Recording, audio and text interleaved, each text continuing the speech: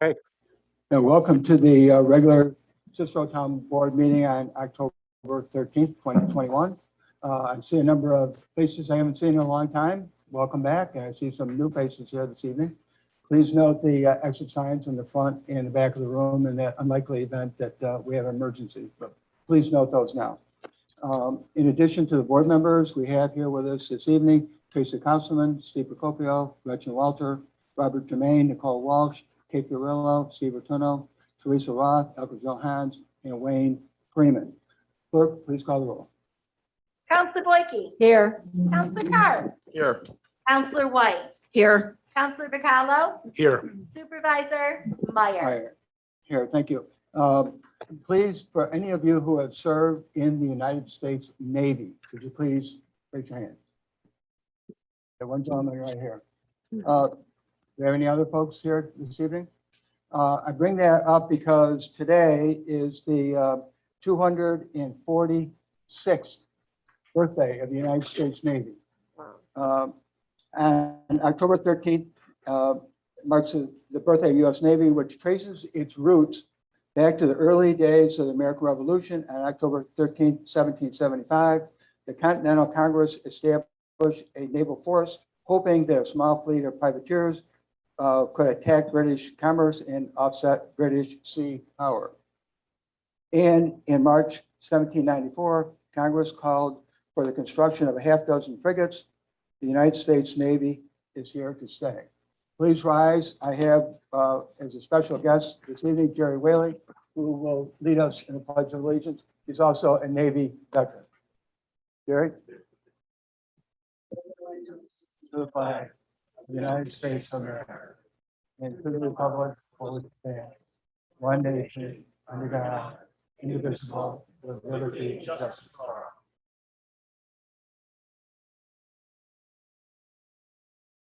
Thank you.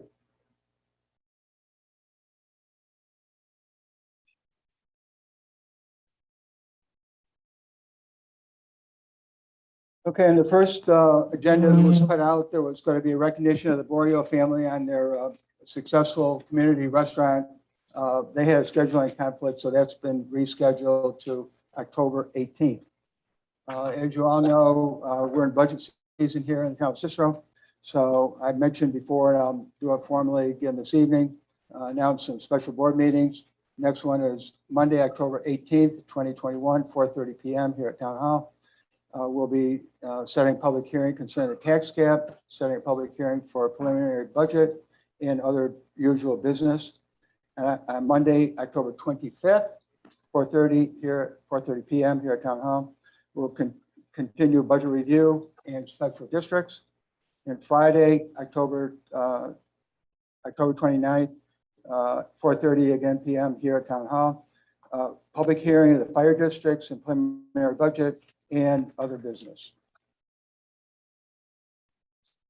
Okay, moving on to number 3. For those of you who are here at previous board meetings, this is a continuation of a public hearing. The clerk previously had it posted and we've noted that, and the clerk will please note the time for this evening. Public hearing to consider a zone change to general commercial plus on East Half Road, tax map 05702. 18.2, whereas the applicant requests a zone change from general commercial GC to general commercial plus GC plus for the property located on East Staff Road, tax map 05702, 18.2. Now, therefore, it be resolved the public hearing to consider a zone change from general commercial GC to general commercial plus for tax map 05702, 18.2 shall now continue on October 13th, 2021 at 6:30 p.m.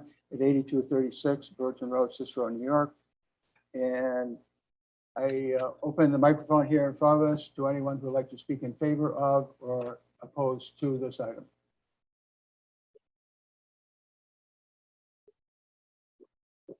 Good evening, Tim Coyer. I am Uzian Romans. I'm the surveyor and planner for the applicant. We were here about a month ago. We went to the planning board, got a positive recommendation. This property is just north of the existing airport, and right now it's general commercial. We're looking to zone change it to general commercial plus to basically do a subdivision to add some land to the properties that are along Stewart Drive. Pretty straightforward. It's about 40 acres. And the southerly half of that is going to be sold probably to the airport for their use. Any questions? I would love to, I have handouts if anybody has any questions. Any board members have any questions? Any input from the residents? Hearing none, I'm going to close the public hearing. The clerk will note the time. Next item, seeker consider zone change to general commercial plus on East Taft Road, tax map 05702, 18.2. Resolved, the Cicero Town Board adopts a resolution declaring the town's action to approve a zone change to the property at tax map 06905, 35.1 from general commercial to general commercial plus. Okay, I'm going to ask the clerk to correct the tax map number on that item. And the resolve to change it to 05702.18.2. From general commercial plus to general commercial plus, proposed local law number 10 of 2021 is a type 1 action for the purposes of seeker compliance. The proposed action will not have a negative impact on the environment. It involves no other permitting manning authorities outside of the town. According to the proposed action, it is now required a preparation of a draft environmental impact statement or any other statement as adopted. Second. Ms. Blakey, discussion on number 4. The agenda I have, the tax map number ends in .0, but you read .1, which is correct. You correct this. I noticed one, but Mr. Carp brought up another item. Yep, Just need to verify the tax map number, please. 18.2 is the correct tax map number. Right. Well, that's different. I mean, the one, It's a completely different number, yeah. yeah, in the text, it's 069.05-35.0. So Right, that's so- not even remotely close. Right, that's why I asked the clerk Yeah. to scratch that. Well, yeah, you said 18.2. I wasn't, okay. I'm sorry. Okay, is clerk, you all set, Casey? Duly noted. Okay, thank you. Further discussion on number 4. Clerk will call the roll. Counselor Blakey. Yes. Counselor Carr. Yes. Counselor White. Yes. Counselor Bacallo. Aye. Supervisor Meyer. Yes, item is adopted. Thank you. Number 5, approve a zone change to general commercial plus on East Taft Road, tax map 05702.18.2, whereas the applicant requests a zone change from general commercial GC to general commercial plus for the property located on East Taft Road, tax map 05702.18.2, and whereas the applicant has presented to the Cicero Planning Board and the Planning Board recommended the zone change. Now therefore, be resolved, the Cicero Town Board approves local law number 10 of 2021, effective upon filing with the New York State Secretary of State, approving zone change from general commercial GC to general commercial plus. Second. Mr. Bacallo. Discussion on 5. Clerk will call the roll. Counselor Blakey. Yes. Counselor Carr. Yes. Counselor White. Yes. Counselor Bacallo. Aye. Supervisor Meyer. Yes, item is adopted. Thank you. Nancy?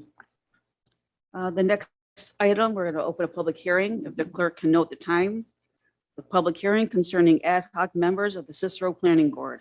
Whereas the Cicero Town Board wishes to consider having 2 ad hoc members of the Planning Board. Now therefore be it resolved, Cicero Town Board of the Town of Cicero, County of Onondaga, and State of New York will address an application introduced before the Town Board to consider an amendment of the Town of Cicero Code, Chapter 50, Article 1, appointment of ad hoc member to add an additional ad hoc member to the Planning Board. The text of the proposed amendment language is posted on the town website and will be available in the town clerk's office. And be it further resolved that the public hearing will be held on the application at the town hall located at 8236 Brewerton Road, Cicero, New York, 13039, on the 13th day of October, 2021, commencing at approximately 6:30 PM local time, and will be proposed by local law number 11, effective upon filing with the New York State Secretary of State. So we'll open the floor for anyone to speak for this resolution. One to speak against.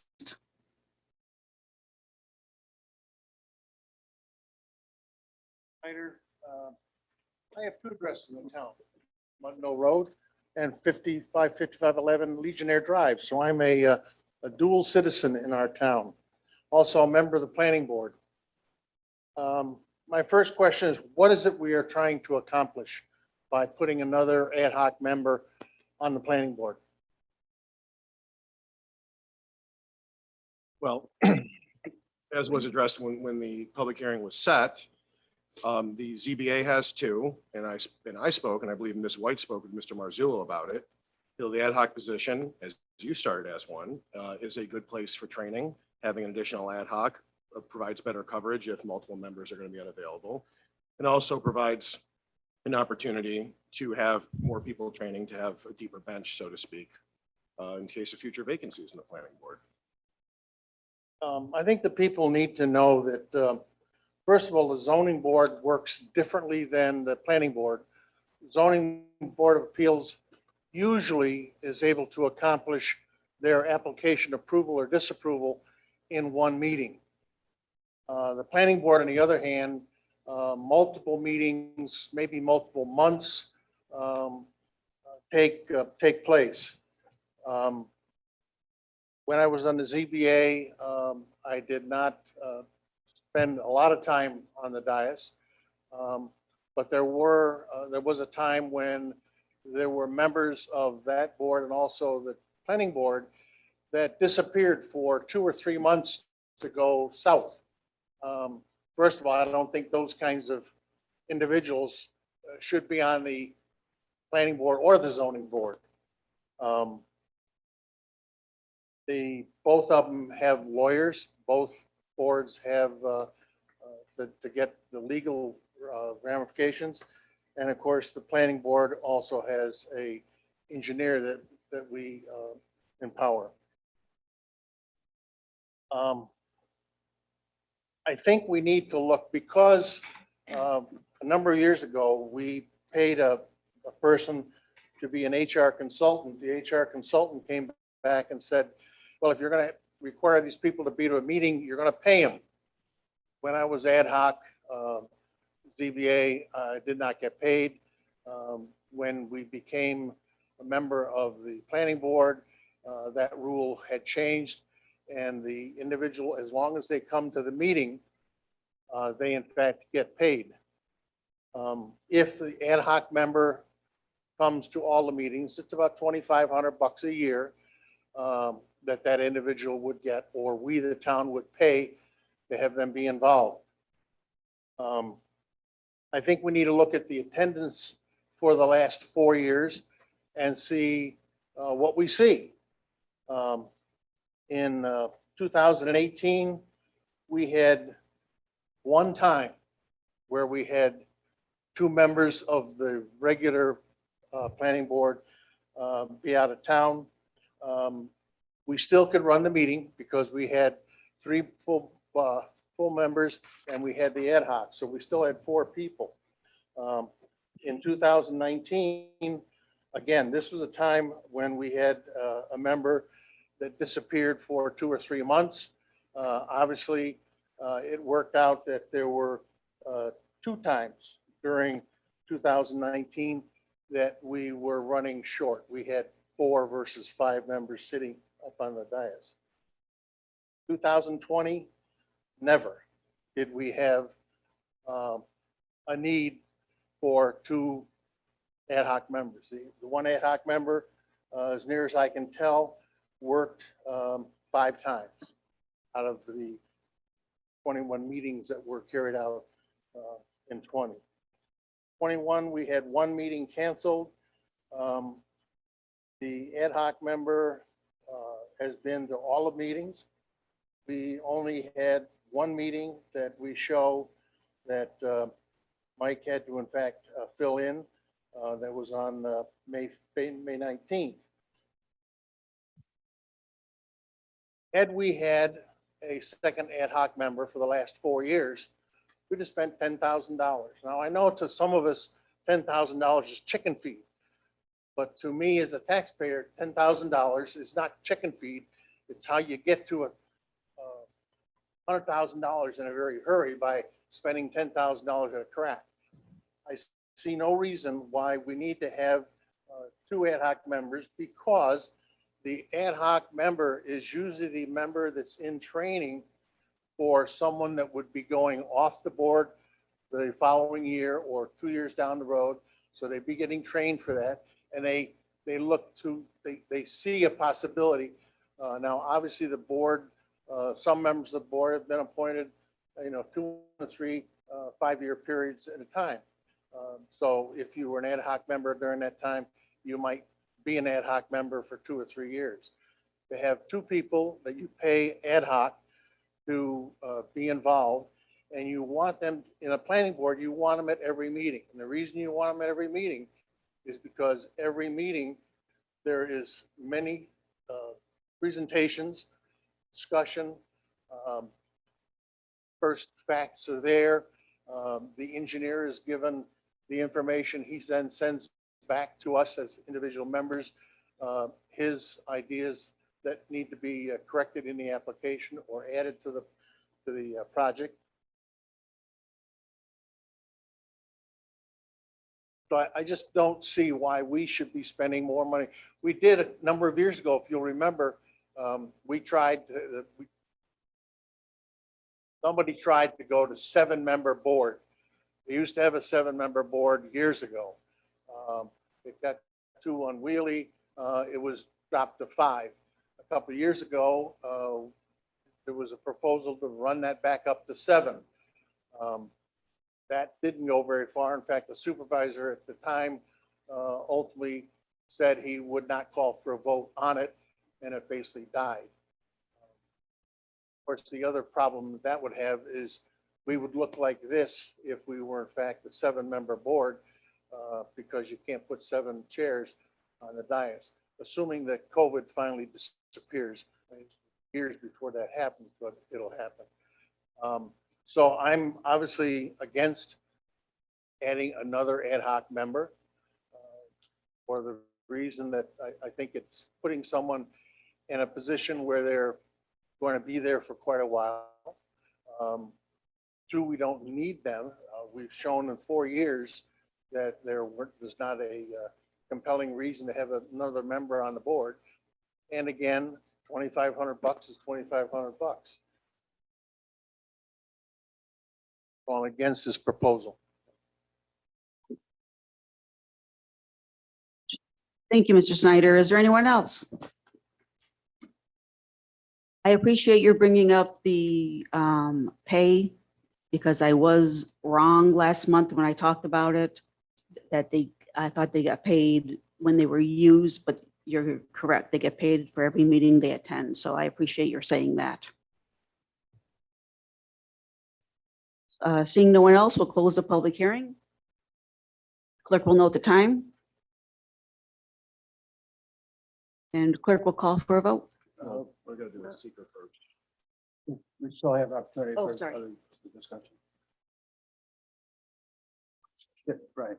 Okay, is there any board discussion? Sure. I appreciate the research that Mr. Snyder did, most of which addresses the issue of attendance, not training.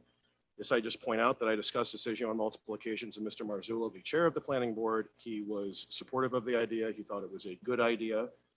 In my understanding, he still supports it. And you typically only have to replace 1 planning board member at a time, but you may have to replace more than 1. People may move, they may retire, they may have other interests in their life. The planning board is a critically important part of the town government. And in terms of training and them being paid, any of us that have to do on-the-job training, no matter who hires you, you get paid to be trained. And it's an extremely complex endeavor being on the planning board. I think that it is money well spent, considering the critical importance of the planning board to the town. And that is why I support this. I'll concur with Councilor Carp. Anytime we have the opportunity to get more citizens involved in our local government, that's always a plus to me, always a plus. It's great seeing all these individuals here this evening. So I support the adding of another ad hoc member to the planning board. Well, I guess I'd like to speak as well. Being involved over a course of 12 years and spending a lot of time at the planning board and the ZBA boards, that the opportunity to keep as many on each board because of the experience that comes with each person each year that they serve. It's not just a layman's position, that you need to have some sort of, or at least acquire, possibly during the course of years, to understand what the planning board does or the ZBA board does, obviously for zoning, which both cases is pretty complex, especially with a lot of the new developments that are anticipated and already involved in coming into the town of Cicero. Having 7 board members at the time causes it's a whole lot more opinions. And that is why they kept it at 5 members, because it sort of keeps the opportunity to be able to discuss the actual reason for each project that comes before the board. As far as paying, I agree that $2,500 a year regardless for someone to sit and with the hopeful of the opportunity of someday becoming a board member is, yes, it's a lot of money. $2,500 is a lot of money to a lot of people, especially now. And the ad hoc must, or as an alternate for folks who don't realize what an ad hoc is, it's actually an alternate to be able to be well-versed if in fact that they are called upon to set and replace a board member for an absentee, whether it be illness, vacation, or whatever. But again, Mr. Snyder did point out that the absentee record is not critical just for even one board member.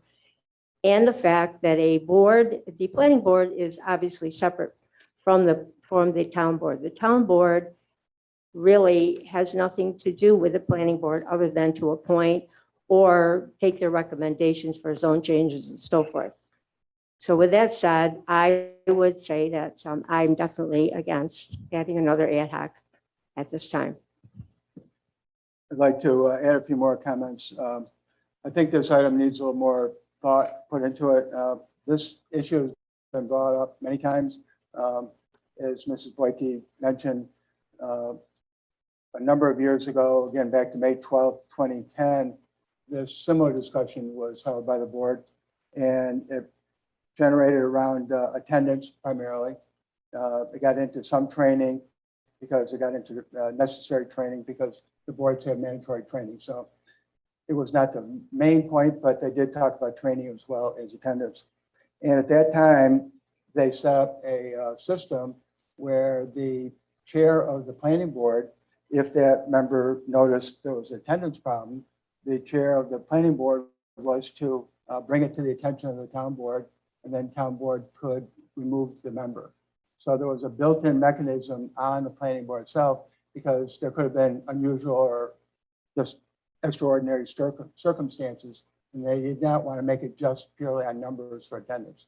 So I think there's a safeguard in there, take care of not only the attendance, but the training aspect.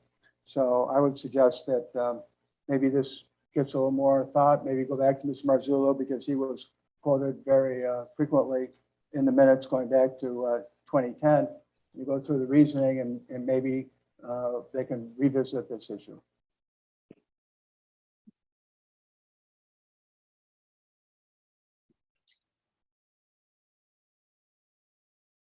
That was 11 years ago. I don't see any, I mean, having talked to him about it more recently, Hey, John. Yeah.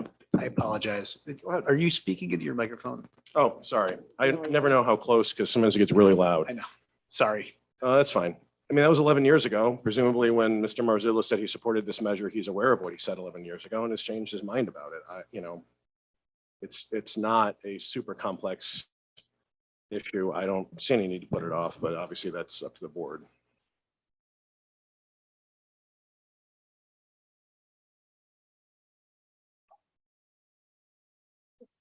You can close the public hearing if you wish, if you haven't already. We already did. Yeah, okay, thank you. So now you're on to number 7.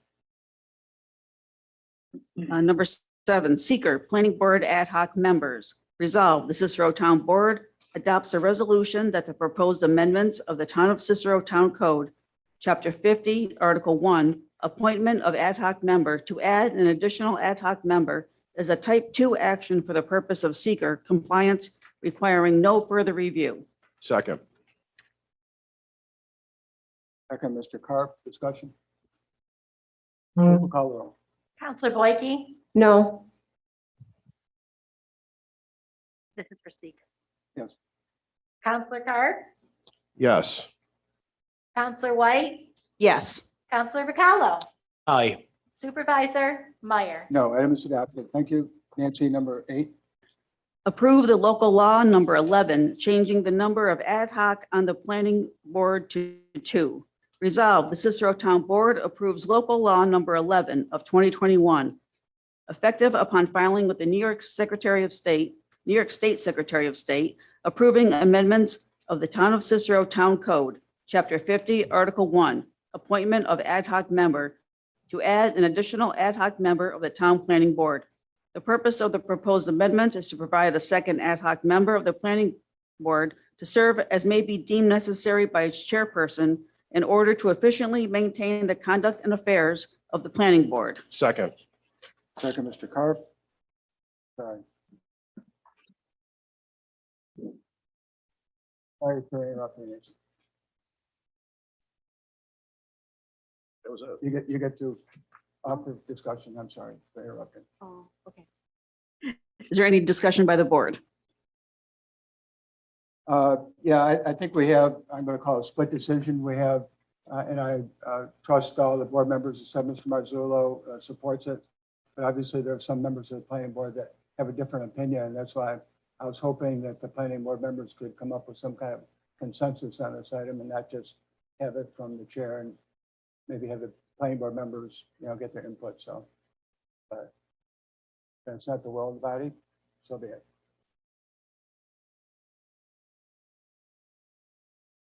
Call the roll. Okay, clerk will call the roll. Counselor Blakey. No. Counselor Carr. Yes. Counselor White. Yes. Counselor Bacallo. Aye. Supervisor Meyer. No, item is adopted. Thank you. Judy.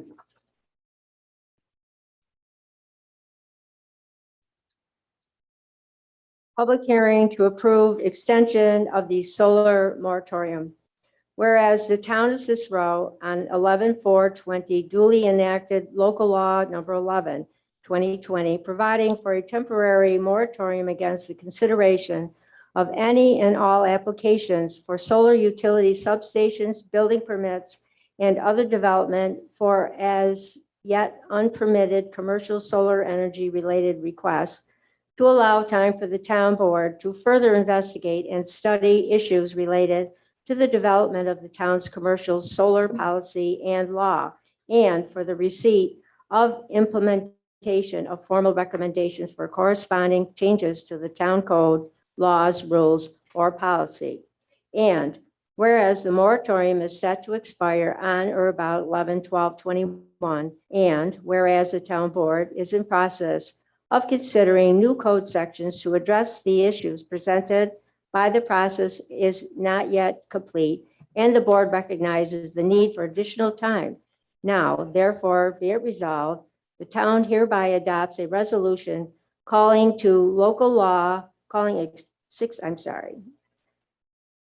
a public hearing on October 13th, commencing at 6:30 p.m. local time to consider a 6-month extension to local law number 11, 2020. The purpose of said law is to provide an extension of the temporary moratorium against the consideration of any and all applications for solar utility substations, building permits, and other development for as yet unpermitted commercial solar energy related requests to all allow time for the town board to further investigate and study issues related to the development of the town's commercial solar policy. Second. That was a tongue twister, that one.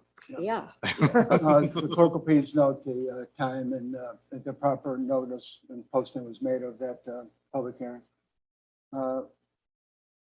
Did you want to open up for Yes. discussion? Is there anyone here that wishes to speak for the extension of the solar? Oh, we got one. Feel, I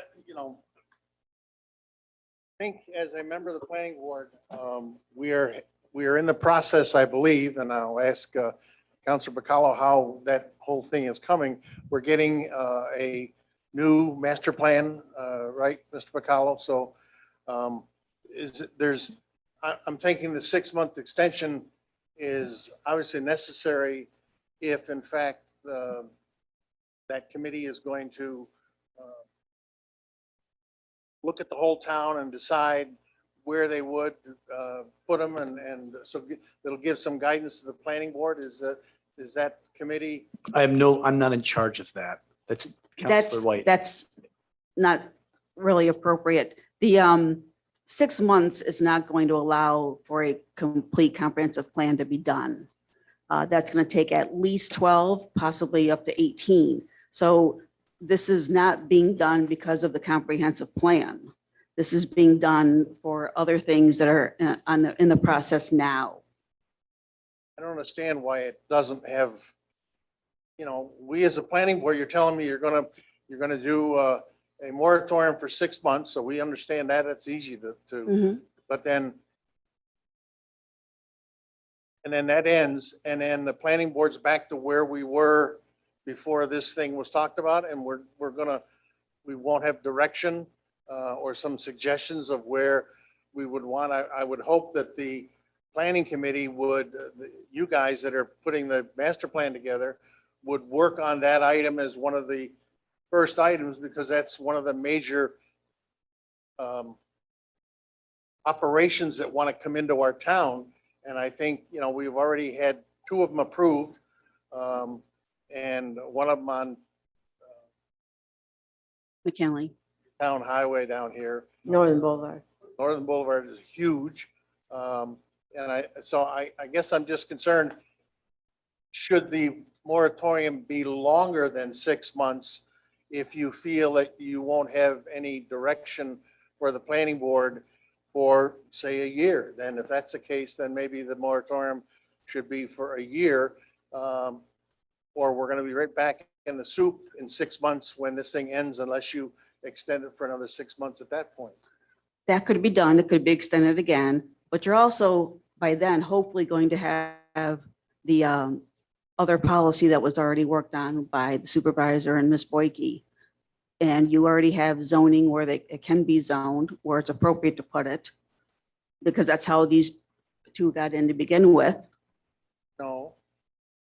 No, the policy that the supervisor and I work on is it's the decommissioning. Right.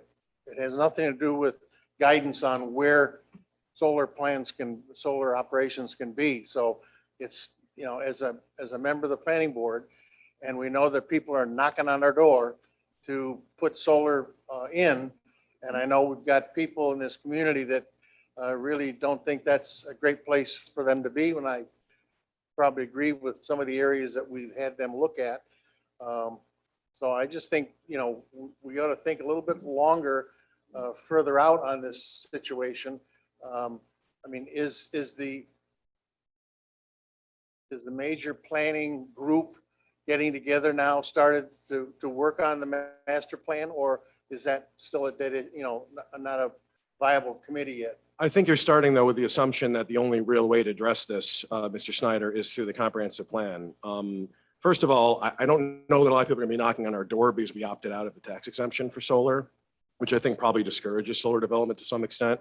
Second of all, there's numerous other ways to regulate the placement of it, including zoning, and that's something that I've had, and I'm sure other board members have had with our Director of Planning and Zoning and also our town attorney. So I'm not really sure why you're focused on the comprehensive plan as seemingly the only way to regulate or determine or give guidance as to where these are going to go. But, and I don't know why it's for 6 months. Mr. Germain, does the extension have to be for 6 months, or could it be for a year? As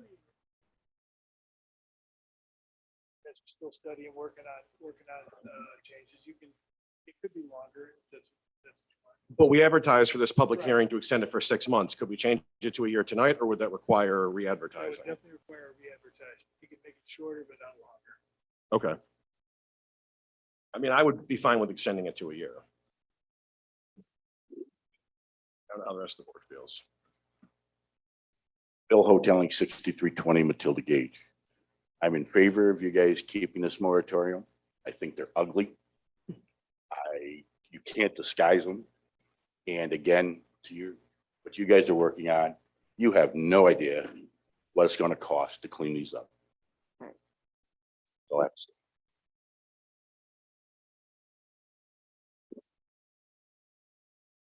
Anyone else? With that, I'll close the public hearing and ask for discussion from the board, or do I just go to Zeker? To the one resident's comment about the cleanup, I tend to agree. The engineer and the attorneys and myself and a number of other people around the county, frankly, have been debating that situation. And so I think if you look into it, we have a bit of a unique situation in the town of Cicero, and that we made a special effort to protect the residents, and that we insisted not on the traditional letter of credit or some kind of bonding, but we also demanded cash, because we did not want to have a debate with the insurance company or the bank when it came around to if they got into a decommissioning situation. And that way the taxpayers would not be saddled with the burden of having to hire consultants and so forth. And this way we'd have the applicant's money to work with. Other municipalities, frankly, not only immediately around us, but frankly in all upstate New York, have looked at that example, and they're starting to model our program to have cash as well as the usual instruments. So I agree, we're not perfect. I'm not perfect. I don't know anybody in this room is perfect, but I think we've come a long way to try to protect the residents of the town of Cicero. Thank you. Anyone else?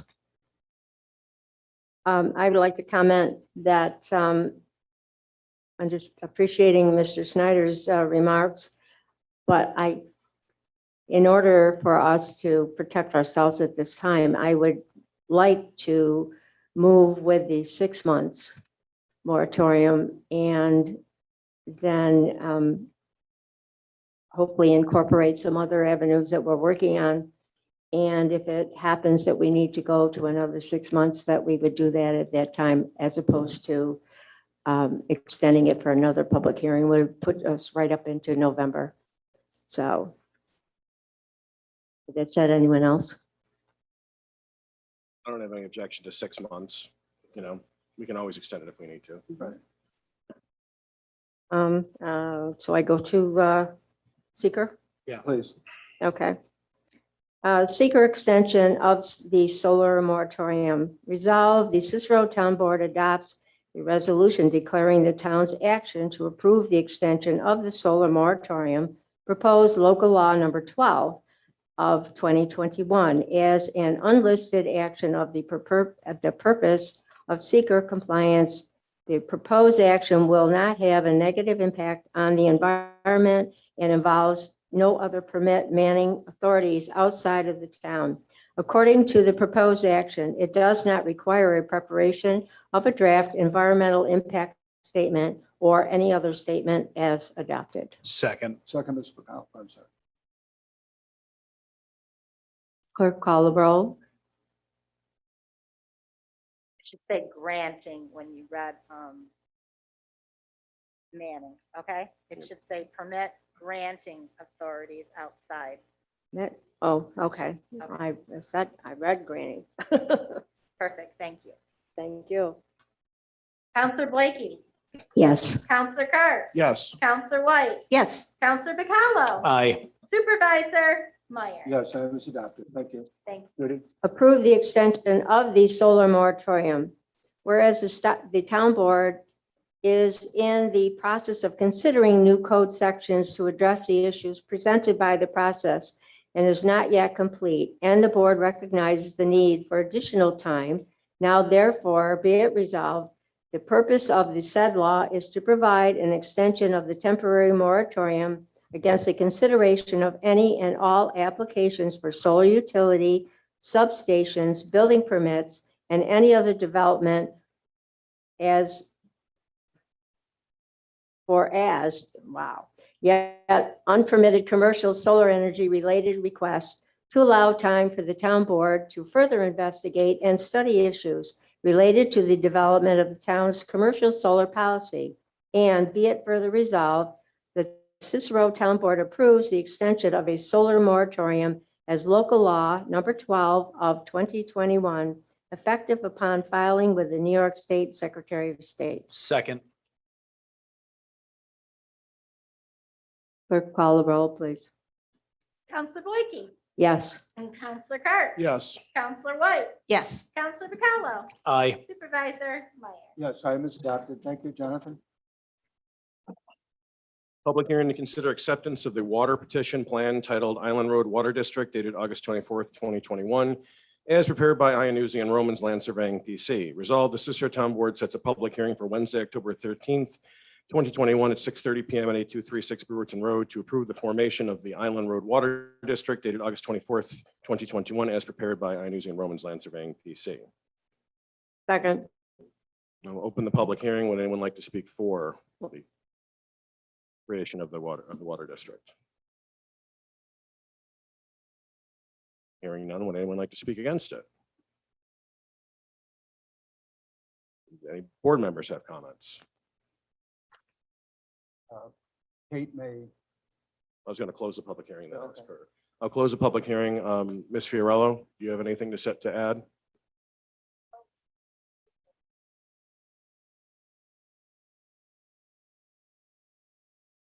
Okay. All right, we'll move on to the seeker. Resolved, the Cicero Town Board adopts a resolution declaring the town's action to establish the Island Road Water District as an unlisted action for the purposes of seeker compliance. The proposed action will not have a negative impact on the environment. According to the proposed action, it does not require preparation of a draft environmental impact statement or any other statement as adopted. Second. Any board discussion? Clerk will call the roll. Counselor Boyke, Yes. Counselor Carr. Yes. Counselor White, Yes. Counselor Bacallo, Aye. Supervisor Meyer. yes, item is adopted. Thank you, Jonathan. Approving the acceptance of the project description map and plan for the Island Road Water District. Whereas a property owner on Island Road not located in a water district requested public water service from the Onondaga County Water Authority, Aqua. And whereas Aqua requires customers to be in water districts, and whereas said property owner paid for the professional services to create a new water district and included the interests of contiguous neighbors in the district and the part of Island Hollow apartments that were intended to be in the Gillette Road Water District, Island Hollow Extension, which was never filed with the county. Now therefore be it resolved that the town board approves the formation of the Island Road Water District as shown on water petition plan titled Island Road Water District dated August 24th, 2021, as prepared by Iannuzzi and Romans Land Surveying PC. Second. Any board discussion? Excuse me, may I just mention that proper proof of publication and posting was done on this public hearing, please? Thank you. Thank you, Ms. Cosselman. Clerk will call the roll. Counselor Boyke, Yes. Counselor Carr. Yes. Counselor White, Yes. Counselor Bacallo, Aye. Supervisor Meyer. Yes, item is adopted. Thank you. Michael? I get to play supervisor now. This is pretty cool.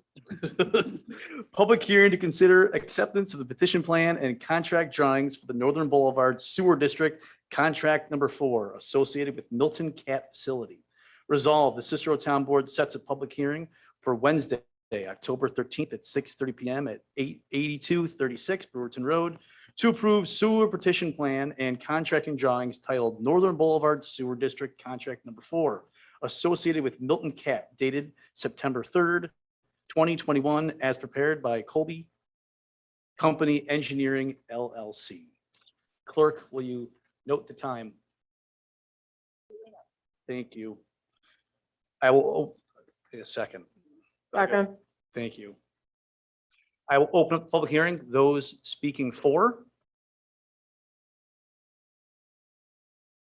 I'll open it for those speaking against. With that, I will close the public hearing.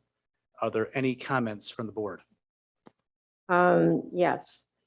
Milton Cat obviously is a very large company and impressive, I must say.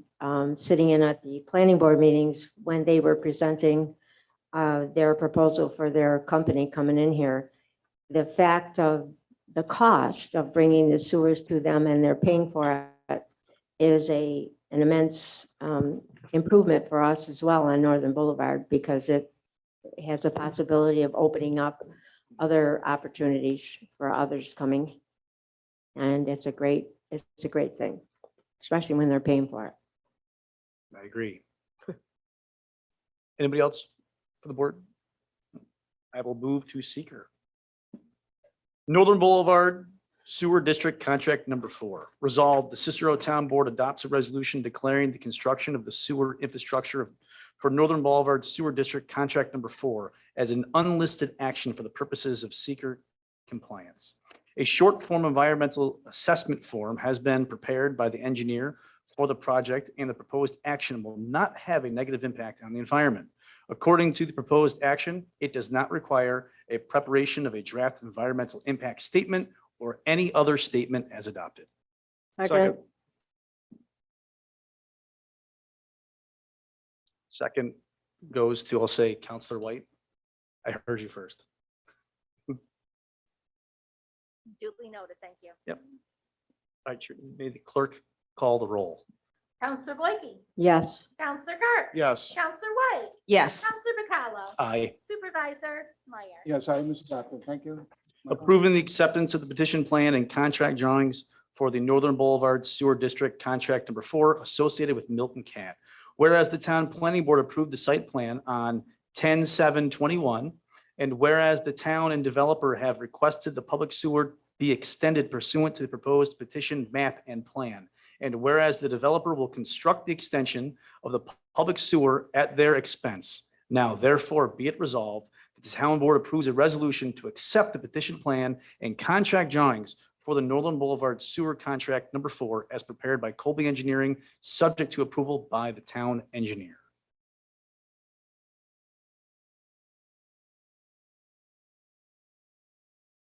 Correction was 10/20.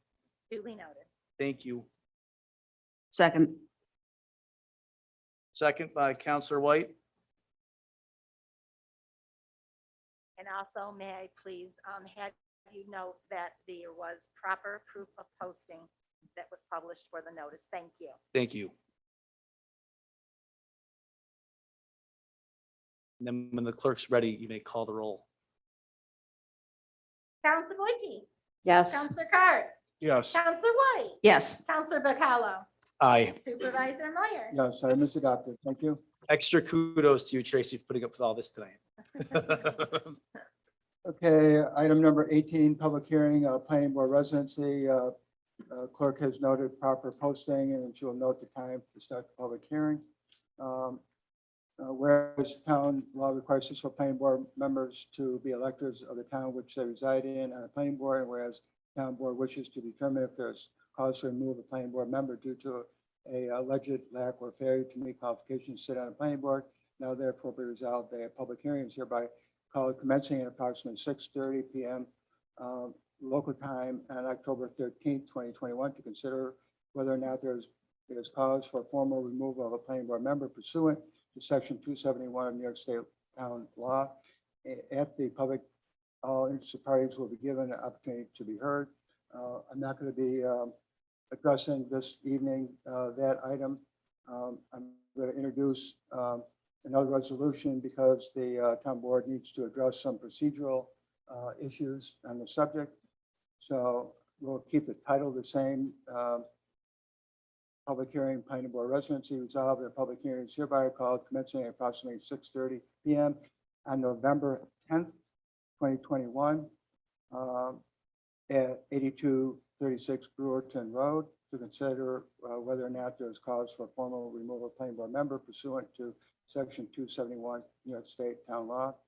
And at the meeting, all interested parties will be given the opportunity to be heard. The town board needs to address some procedural items on this issue. Second. That's a motion, a second, Mr. Carp, discussion on the amended resolution. Clerk will call the roll. Counselor Blakey. Yes. Counselor Carr. Yes. Counselor White. Yes. Counselor Bacallo. Aye. Supervisor Meyer. Yes, item is adopted. Thank you. Okay, informational item number 19. Informational Lakeshore Village on Lakeshore Road. I couldn't make the title too much shorter, so. Thank you. Good evening. Thank you for coming. Yep, my name's Brian Bouchard, project engineer with CHA Consulting. Also with me is Guy Hart Jr. from the Hart Lyman Companies, developer and also the owner of the Lakeshore Country Club. Before I get started, we did circulate a conceptual site plan, and if you don't have copies, I do have some smaller reduced copies if I could hand them out.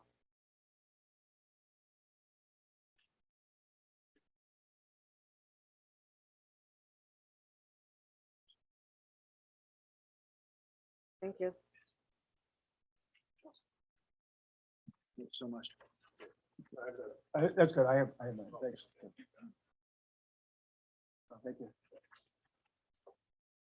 So probably a little under a year ago, we had an opportunity to discuss a future project with various town officials, met with the supervisor and some of the planning staff for what we believe is an exciting project and opportunity to form a planned unit development within the Lakeshore Village project. And to give you a little bit of context, the existing site obviously is the Lakeshore Country Club. It's approximately 150 acres, both north and south of Lakeshore Road. And one of the main features is that it contains approximately a little over a quarter mile of Oneida Lake frontage. This includes the existing marina with water access. And as we know, Oneida Lake is one of New York State's largest inland water body, which provides access to the Great Lakes and to the Atlantic Ocean, which forms part of the Great Loop, where you can actually take larger vessels and yachts and take a trip through the Great Lakes around the East Coast, Florida and the Mississippi, which creates a travel opportunity for people to pass through central New York. The vision of the proposed planned unit development is essentially to transform what is a currently private country club into a planned unit development consisting of a variety of mixed-use development areas.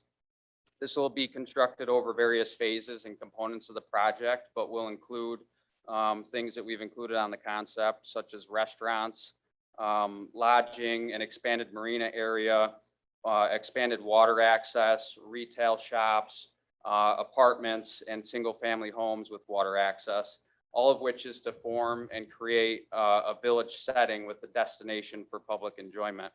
To take you through the concept very briefly, there's various components, starting with the waterfront area within the existing clubhouse area, and that will be renovated within the clubhouse building and an attached lodging facility with some expanded waterfront patios and pools and amenity areas.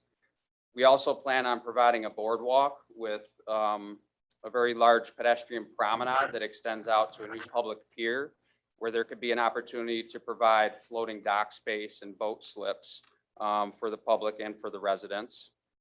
West of the existing marina, which is to the bottom of this page, there would be right next to the existing inlet to the lake, there would be a large lawn area and a swimming beach, like a sandy beach there for recreation.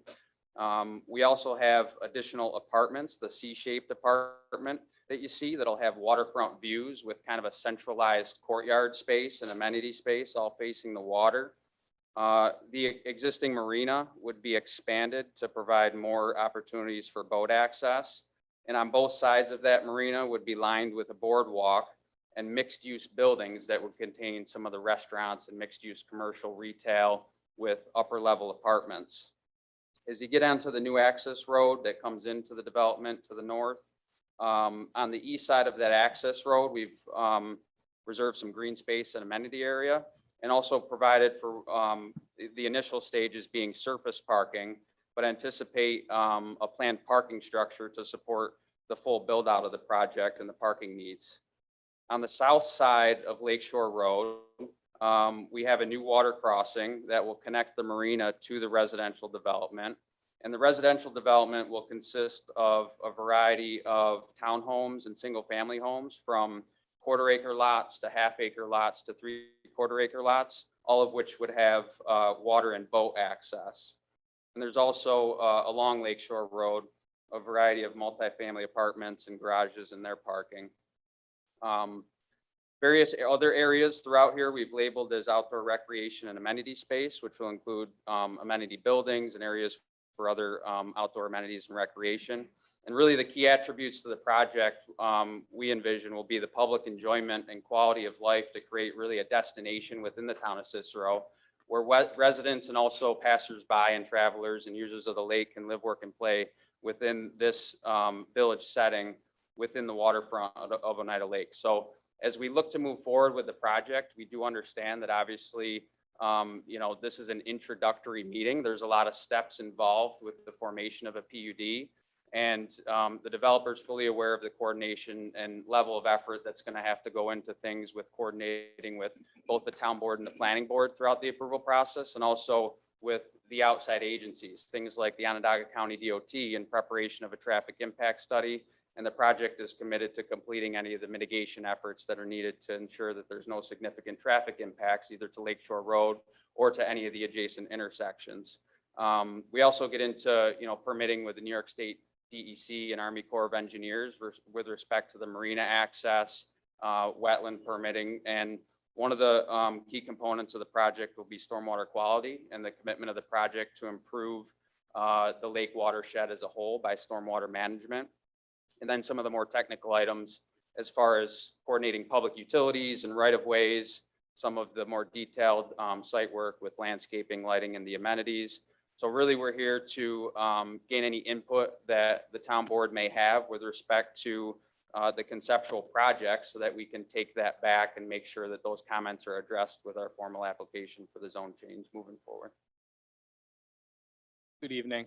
Just a couple of items that I want to add for clarification and as far as our commitment to the existing country club at Lakeshore. We recently closed on the acquisition of additional 150 acres to the south of the country club.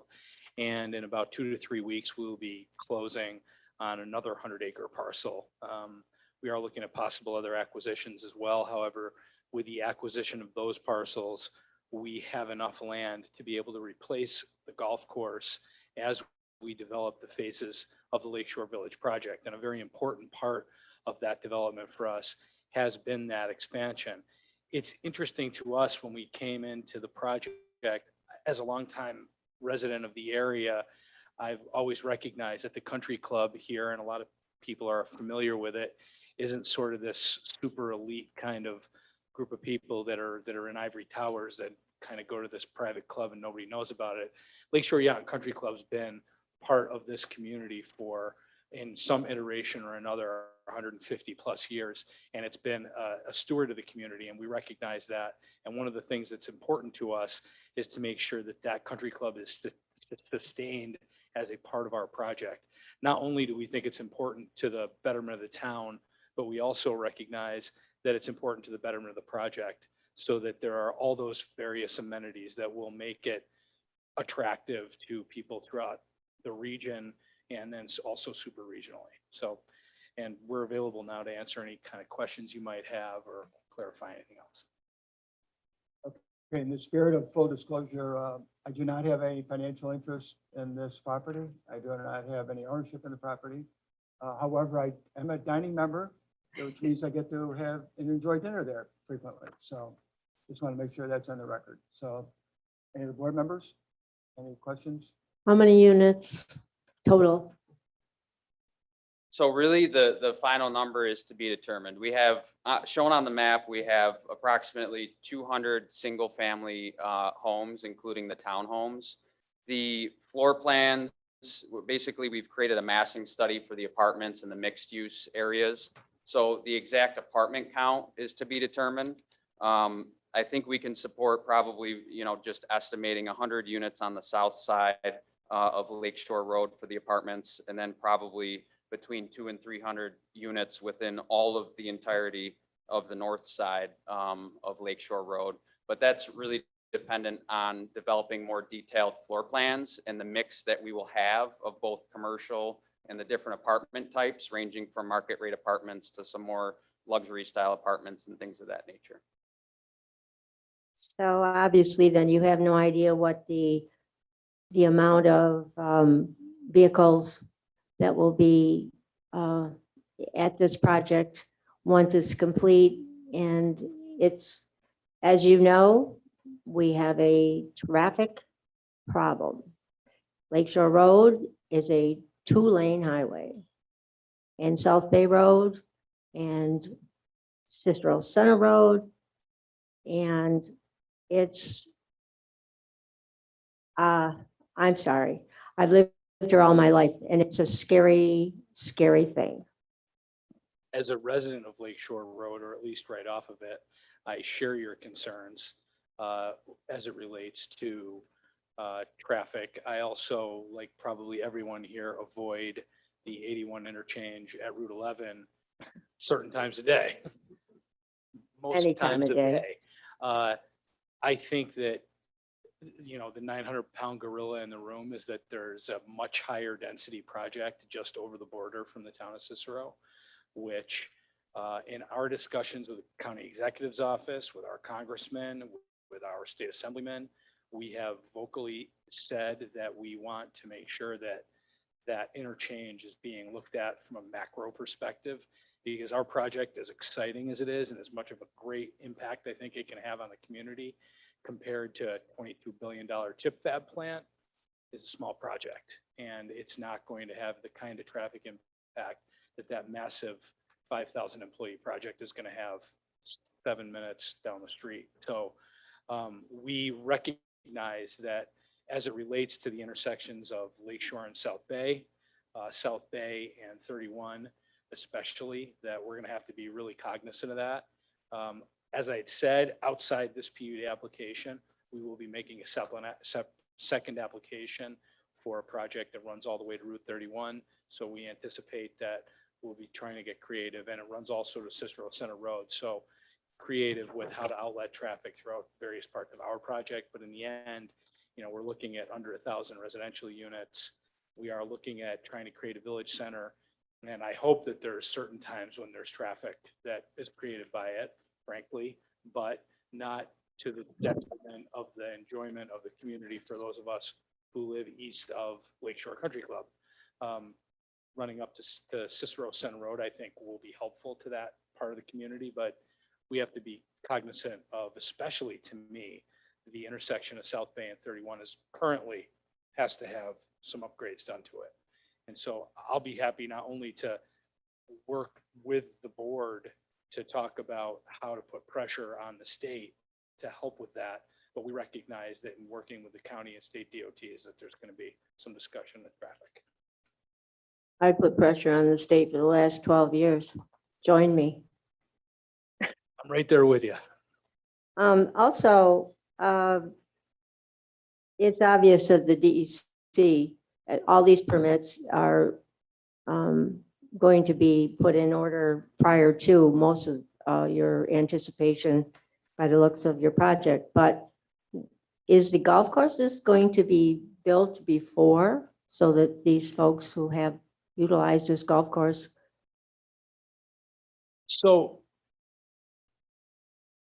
we entered into a multi-year management contract with Troon Golf, which is the largest golf course management company in the world. They operate 700 plus golf courses worldwide. Some of the top golf courses in the world are operated by them. Lakeshore is a privé golf course. We have invested a huge amount of money in order to qualify to be a privé golf course with Troon. There is significant revenue that comes into the country club. I will tell you that the private country club model at most of the private clubs in Syracuse, as I understand them, is not a sustainable model. However, at Lakeshore, with the development of this project and with creating a residential community around it, is very sustainable, much like a North Carolina or Florida style kind of project. And that's what I think we'll end up with here. And you'll have, and if you look in Syracuse, for example, at Timber Banks, that's a golf course that succeeds. We are not going to have a semi-private element. We're not going to have a public course element to Lakeshore, but we will have a resort element to it.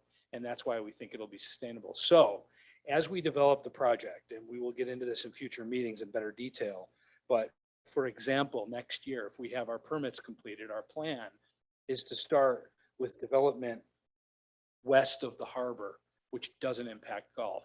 The following year, our plan is to start development where the second hole and the third hole tee box are. By that time, having replaced that hole with a new hole to the south. And as we do our phase development through the golf course, it's our plan the previous year to finish new golf holes that will then be played by the golfers that following year. So that there's always a continuous, hopefully a continuous 18 holes of golf course without even temporary holes. That's our plan. And we recognize too, guess what? Golf, it's like football. You can't have an 80-yard football field. We can't have a 16-hole golf course.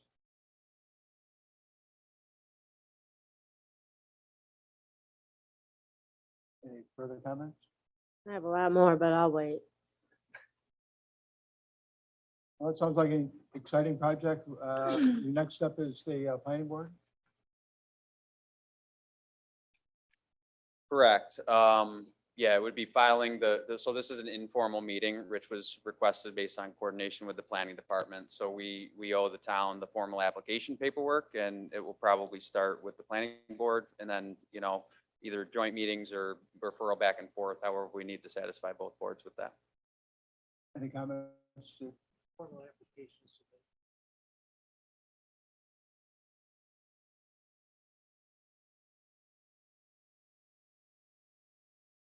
Mr. Procopio said once they get a formal application, then it will come back to the board and the planning board, so. Okay. Thank you very much. Thank you. Look forward to Thank seeing you. Thank you. Okay. Number 21. I'm sorry, 20.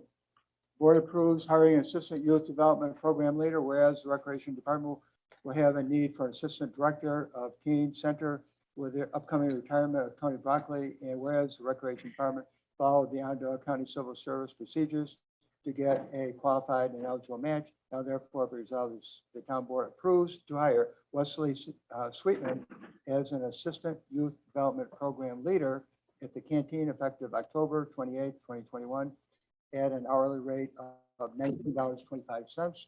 And he will start his employment with 2 weeks vacation time, and that's under a budget code B73101. Second.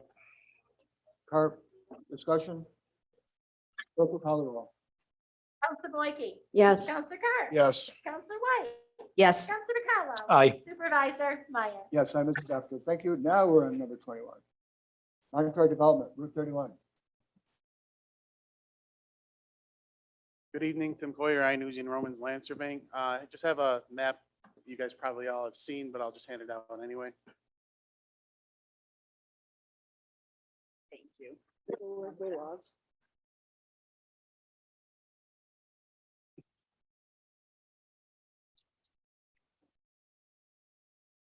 Thank you. Thanks.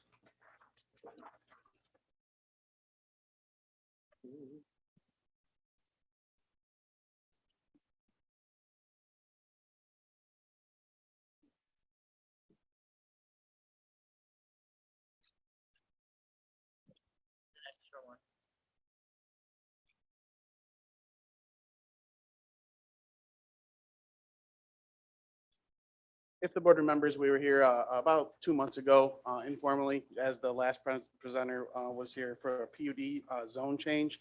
The existing property is general commercial. It was zone change, general commercial, for the idea of putting apartments in here.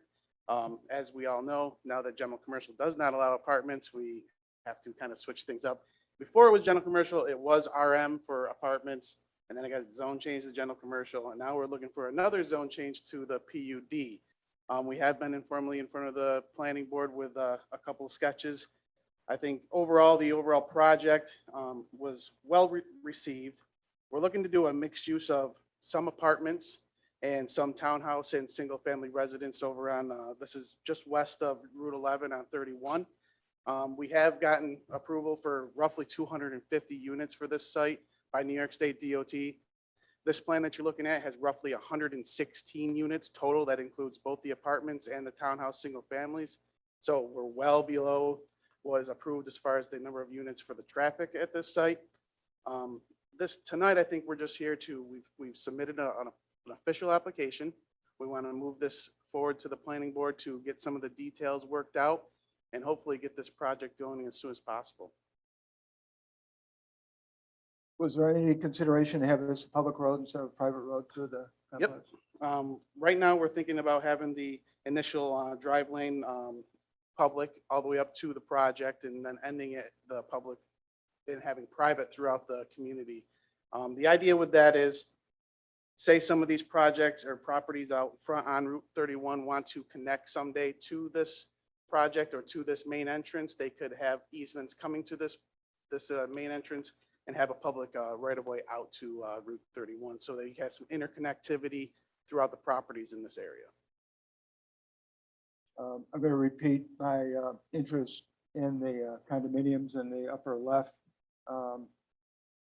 Obviously, if and when it becomes a condominium, that's a separate corporate entity. Correct. So Okay, so how are you going to work it out to have them have access to a private road? And They're- aren't you really looking for this and then kind of a subdivision because you have another Yep. corporate entity? So there's going to be multiple phases to this project. We are going to have to go into some type of subdivision of the overall property, subdividing out the single family / townhouse units is going to be one section, and we're going to do multiple phases or multiple sections of final plans and a larger preliminary plan for that area. Along with that, we're going to have to subdivide out the apartment units, and we're gonna have to go through like a site plan process typical for any type of apartment project that goes through the town. We have to submit full engineering plans, drainage plans and all of that. But yes, you're correct. We're gonna have to do some type of subdivision to create separate entity or separate parcels for where those apartments are gonna go in the future. Question for Steve. The town of Cicero does not allow condominiums, is that correct? Was there not a law at one time?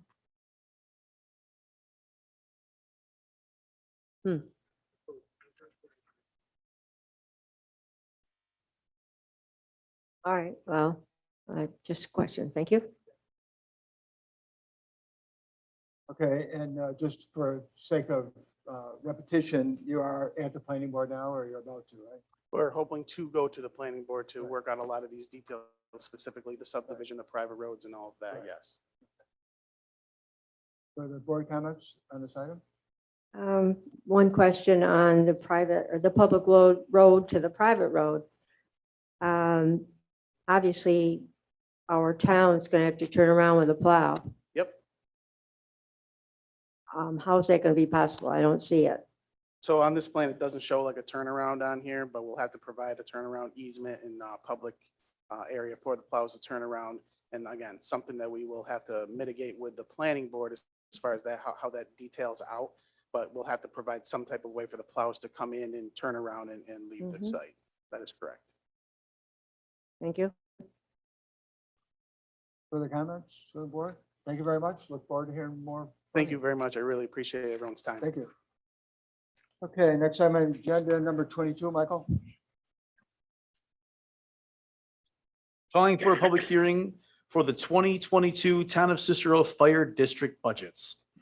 Whereas the Town of Cicero Board has been presented with a preliminary budget for 2022, now therefore be it resolved, the board sets a public hearing for Friday, October 29th, 2021 at 4:30 PM at 8236 Brewerton Road to consider the 2022 preliminary budget, including the special districts, fire protection districts.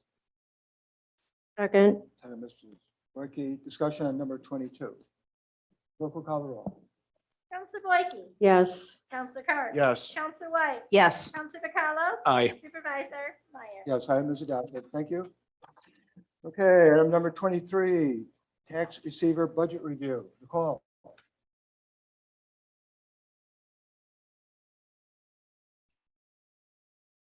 Hello, everyone. So I have before you, you should have the sheet for the tax collector budget for 2022. Basically, there's not a lot of change with my office. There are two items I'd like to highlight though for the board. We are doing a slight pay increase for both my deputy receiver and my clerks. However, I am decreasing the available number of hours that we're budgeting for them, so it will actually be a reduction in the total expense for the year for the employees, even with giving them a raise in terms of the budget.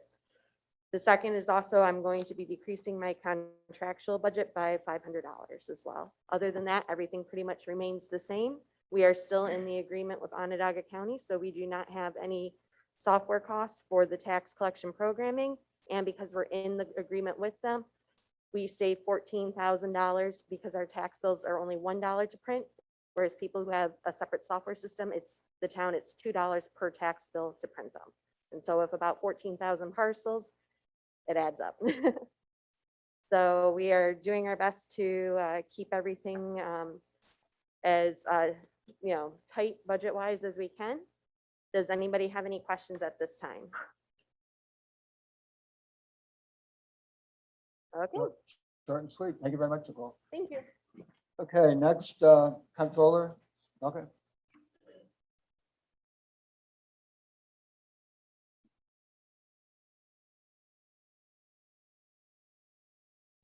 Good evening. I'm Elka Johansson. I'm the comptroller.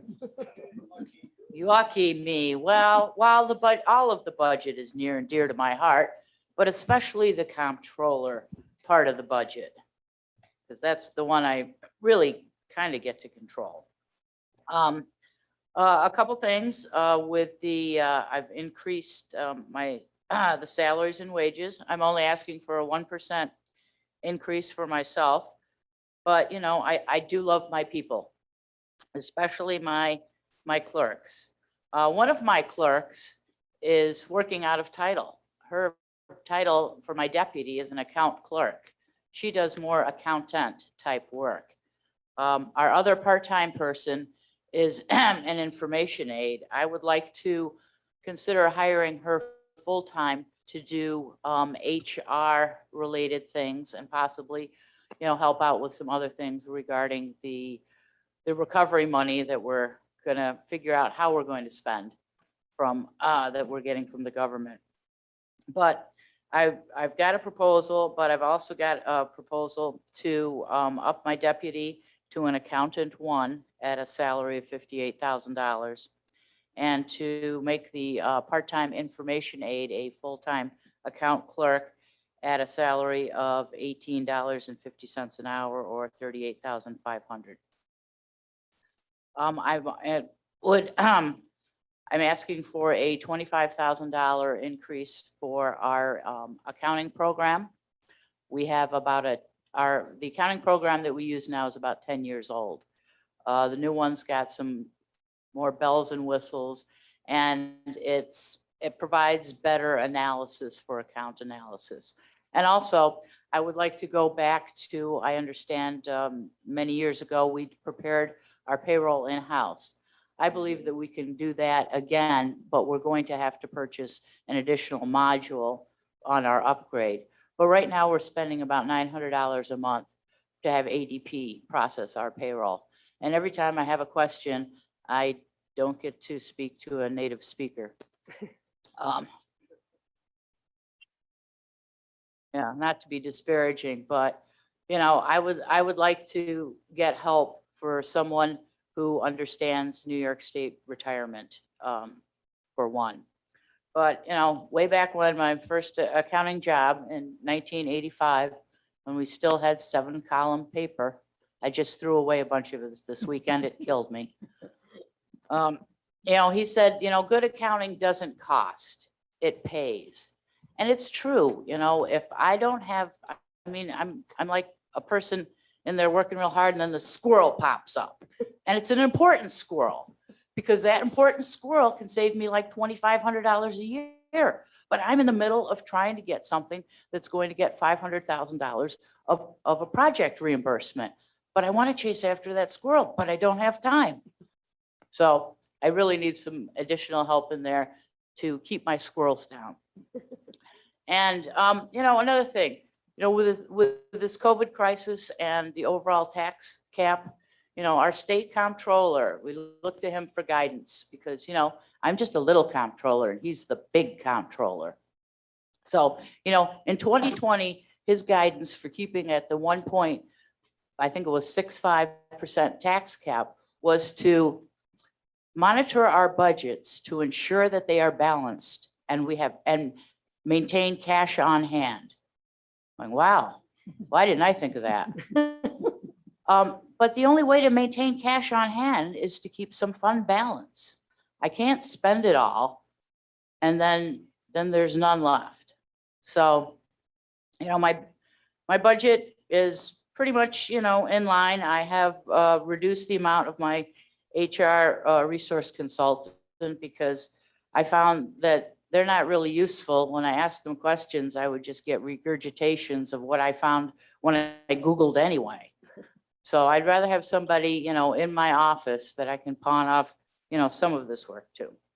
So there's my budget presentation and I'm sticking by it. And I'm also going to be, called upon to explain, other people's budgets because I've worked on that too. And I'm a lot better at it than I was last year. And hopefully next year will be better too. Thank you. Wayne and Elka, it's not just the bells and whistles on that software. It's not going to be supported much longer, correct? The version of the accounting software that they're using in the comptroller's office is outdated. There's a number of features that we looked at actually in 2020, just before Elka came on board, that would benefit the town board, all the town departments, to make purchasing a lot easier and a lot more efficient, to track expenses better, to be able to do payroll in-house, which is going to be a tremendous savings. And it would also enable our, the heads of departments to go into the accounting program and then only look at the stuff that they're supposed to. But right now, they don't have the ability to look at anything. I've got to run them reports in paper and fax them over to, or, scan them over to them or send them over to them. But, with a new accounting system, you can have, here's your rights. You have these rights to these accounts. You can look at your accounts, but you can't look at anyone else's. This is a lengthy meeting tonight. Like for one of the next meetings, how about if I prepare something with Alka for the board to review and for an upgraded accounting program? There's no argument for me on that question. You at all. don't need to, in my Yeah. opinion, no, Yeah. justify it I because just, any upgrade is a good upgrade. yeah, I just remember last year we had meetings and like the support for that software is going away. Like that was another thing too, where you can't really have a program where there's no more support. The cost for the software is going to probably be more than the $25,000 that Elka budgeted, but we discussed that. There's money in the technology budget from this year that I asked her to reserve and use some of it to be carried over next year to fund some of this project.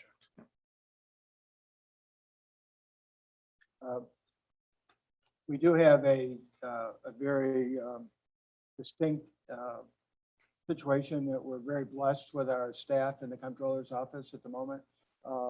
But the day will come when we're going to need to do the retirements, make some changes there, and we're going to have some issues on recruiting people. I believe this is a good time to get those titles changed and updated because they're severely out of title. And we might as well get it done sooner the better. Any further discussion on the comptroller's budget? I'm sure she's available for questions from the board. Okay, that being said, we'll work on the next one, Parks, Recreation, Economic Development. Lisa, you have the. If you're okay, I would prefer to do it here at my seat because I have so Okay, many go for it. accounts and pages. So if you have any questions, feel free to jump out, but I have several pages of accounts here, so I'm only just going to highlight some of Could them. I just ask you one thing? If you go from page to page, just give us the page number when you. Sure, flip? and Okay, Elka gave me what I think you Okay, have in front of you, so thank you. I'm going to try and go in the same order. So the Good, thank you. Parks A fund, again, I'm only going to highlight, changes from past years. So if you need something highlighted, let me know. Under equipment, I have budgeted in the $60,000 to get a new dump truck and a new mower. The dump truck, I've gotten quotes for both of these. They actually add up to 65,000. That's what I originally had requested, but for some reason it was already reduced to 60 in this, but the dump truck, I'm estimating would cost $40,000, and that's with a trade-in of what we currently have. And then $20,000 for the Toro lawnmower. And the dump truck is fully equipped. It's also includes the sander and the plow. So actually that's a really good price to be able to get that for 40,000 with the trade-in.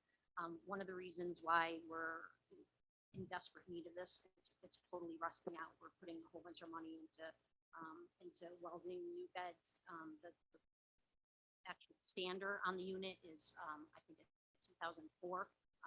The mower itself is a 2008. It's been scheduled to get replaced. So those two items we desperately need. Teresa, could you look a little closer to the mic, pull it Sure. closer to you? I'll try to Thank you. hold it. Sorry.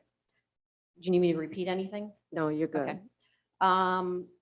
Further down, under the improvement rehab line item, it's significantly lower than last year, but that was because of the Skyway Park improvement and the grant that we had. But the $65,000 includes $50,000 for the overlay paving of the Skyway Park parking lot, and approximately $10,000 in tree removal, and then $5,000 to do some paving around the pavilions. I'm flipping to the next page.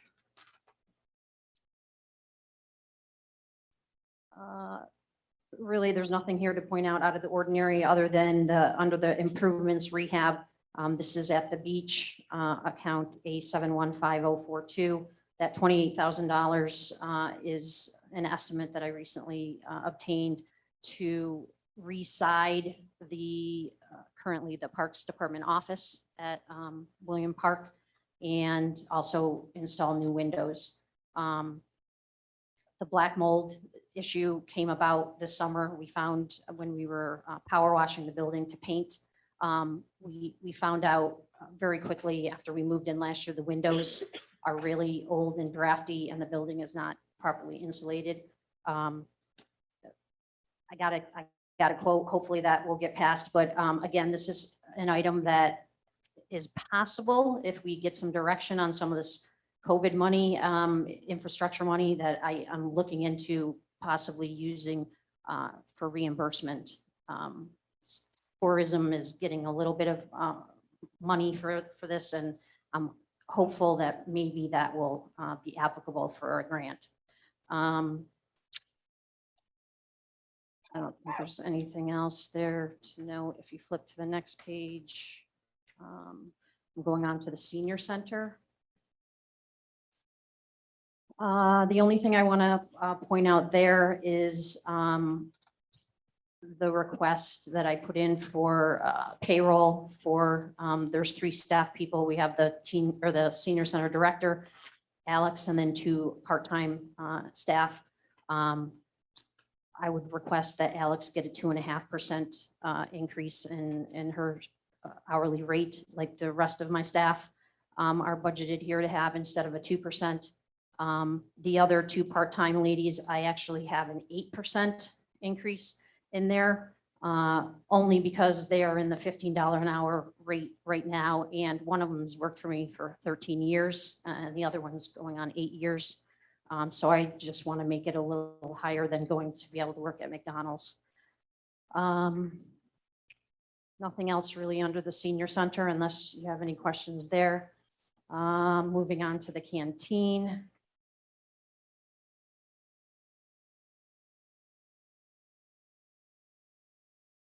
There's really not anything out of the ordinary there at all. The actual overall payroll is going to come down because of Tony retiring and new staff coming on, although it does reflect higher amount than this past year, and that's because of Tony's retirement and basically her retirement package, her buyout. That money is in there for this budget year. I don't anticipate any changes in any of the line items for the canteen. They're pretty much going to be the same as has been budgeted in past years. Parks and Rec budget.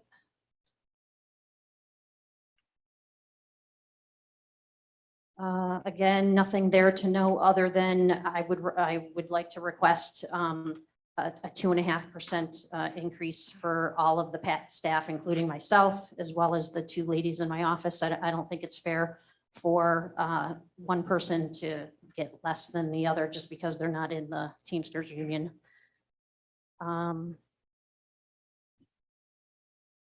In the Parks and Rec budget, nothing else really stands out that is different than previous years unless you have a particular question.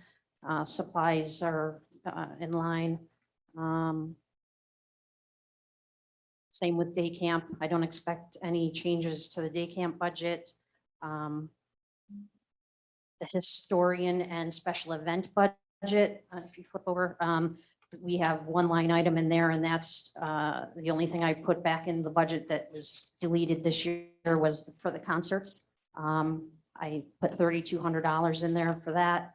We were able to still host some concerts this summer, even though there was not funds budgeted, because we actually got a grant to do that. But it's highly unlikely they're going to approve for us to have that grant again this year.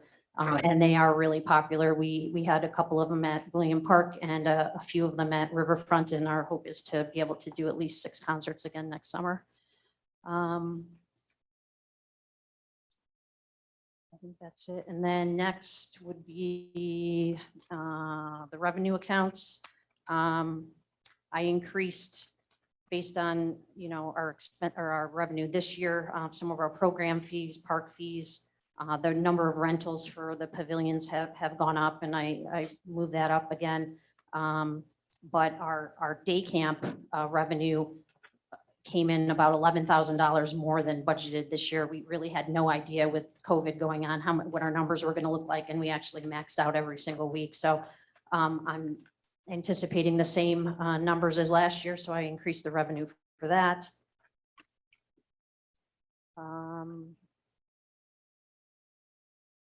I think that's it. Under the economic development, which that's on. Oh, I'm sorry, cemetery. I forgot cemetery. There's only one account in the cemetery budget, and that is 20,000. That incorporates the mowing contract that we have currently. It'll be year 2 of a 3-year contract. The mowing contract is about 11,350. I have $1,000 in there for tree removal, and then we also have one of the Cicero cemetery, Cicero Center cemetery. We need to replace the roof on the shed there. So that is how I came up with the 20,000 for that. Economic development. There's 3 current grants, 3 line items there. The 3,000 that's listed under what we're calling the draft LWRP. We're currently in the final stages of that. We've submitted all of our change. We've gone back and forth with the Department of State on their changes. And right now we have $3,000 left to complete our match for that. This is part of a $75,000 grant that we're receiving. It's a 75-25 match, but we have $3,000 left as our portion of the match, and we anticipate that definitely being finished in 2022. The final Hamlet plan, I have $7,500 budgeted. That is our portion of a $30,000 grant that has been approved to complete the final Hamlet plan. And again, once the draft is approved, we'll move right into that as well. And we anticipate that being done in 2022. We do absolutely need that to apply for future grant opportunities. We were directed by the state that we had to come up with a final plan because ours is expired. It's over 10 years old. The $10,000 under the Riverfront Park completion. is what we anticipate needing for the final phase of that project. And that's assuming that we are going to get, well, we got word this week, nothing in writing, but we got word this week that we are being approved for what's called American Rescue Plan grant that I submitted. And we're anticipating to get $180,000 toward that project, which we think is going to cost around $325,000. We have approximately $95,000 that we will have left in the Schumer grant right now, which would make our match for the project around $50,000. I put $10,000 in the budget, knowing that we currently have $40,000 in this year's budget to couple with the 10 to make our $50,000 match. So that's how we came up with the 10,000.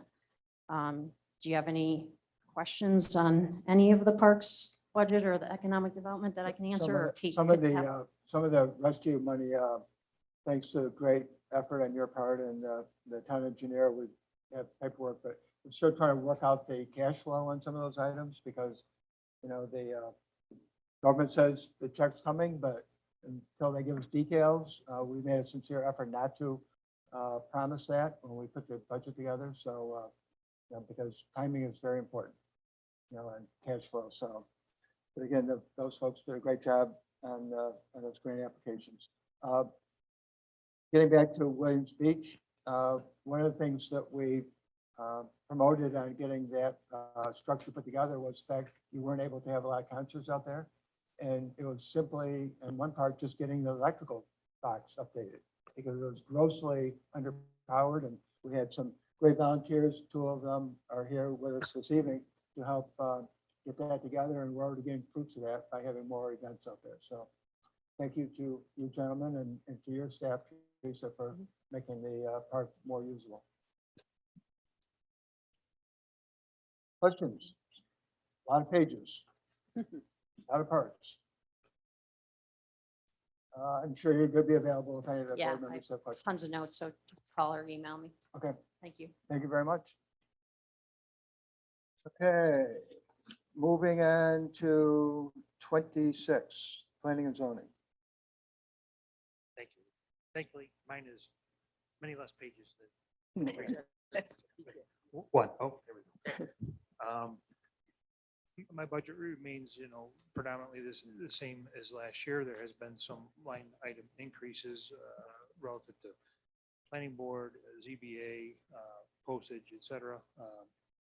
Those are minimal, but I've adjusted down the contractual expenses to kind of balance that out. So you will also notice the software is the $13,000 is more than last year.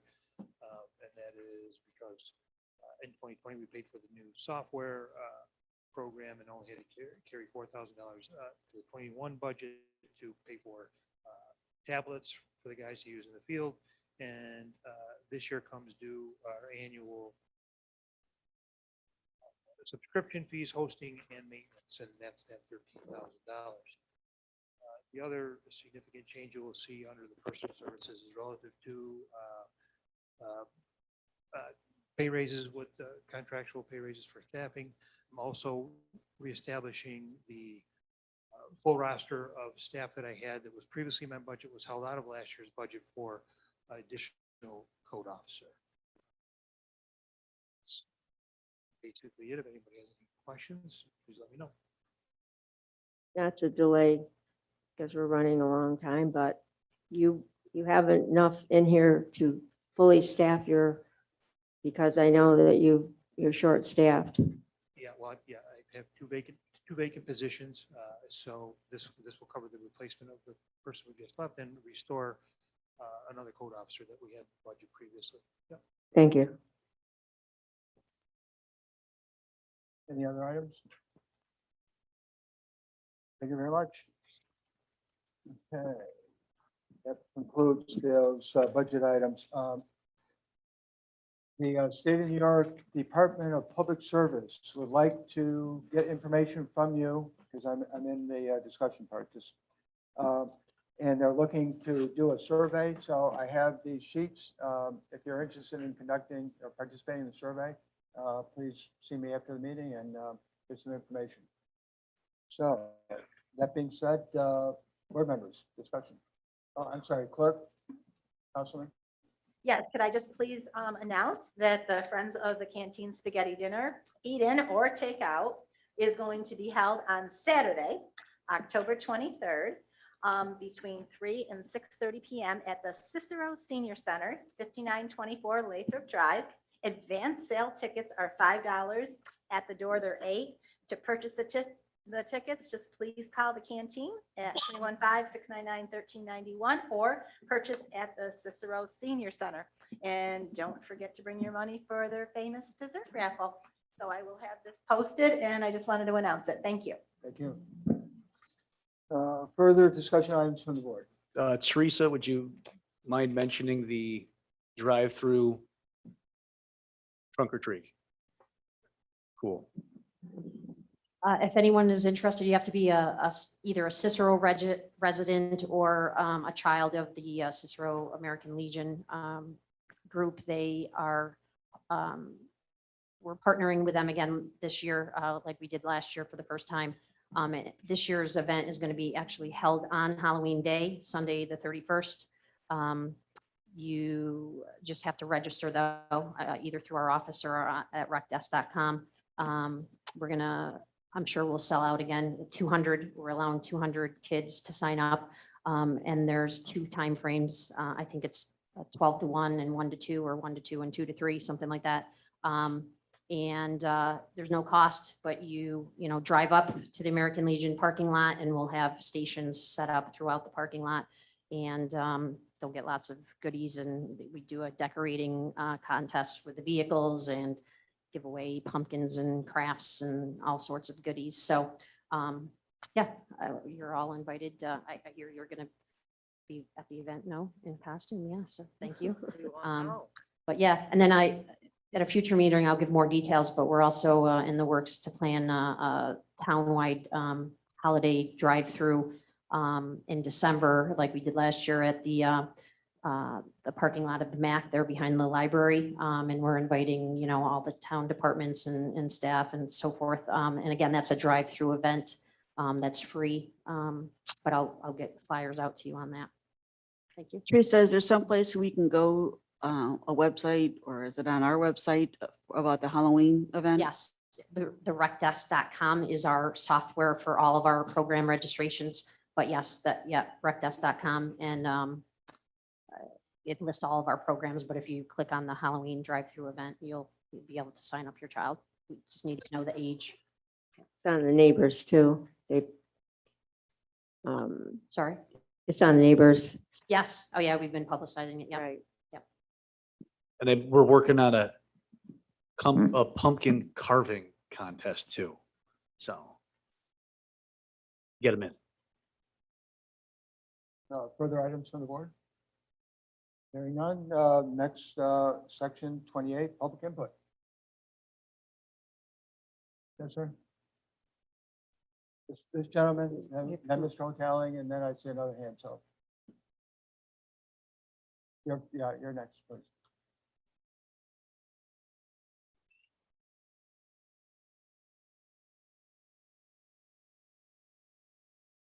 This is in regard to flooding on Vernon Road South, Edgewater Drive, and Williamson Parkway. And the proposal for funding for an engineering study to analyze the situation. On Vernon Road, Edgewater, there's heavy rain. When there's heavy rain, storm drains shut down, and you can see the water shooting straight up in the air out of the drains, causing flooding in people's basements. On Williamson Parkway, some of these people had beautiful backyards, and now they have a swamp 3 feet away from their home. The Vernon Edgewater residents have been dealing with this flooding for close to 20 years. Bill was the first town supervisor to sit down with us and discuss action that needs to be taken to get this resolved. Anyone on the board who will be voting on this proposal haven't visited the property already, I urge them to visit that cul-de-sac in Williams Parkway and take a look at those backyards. That would help understanding the need for the study. Thank you. Go down.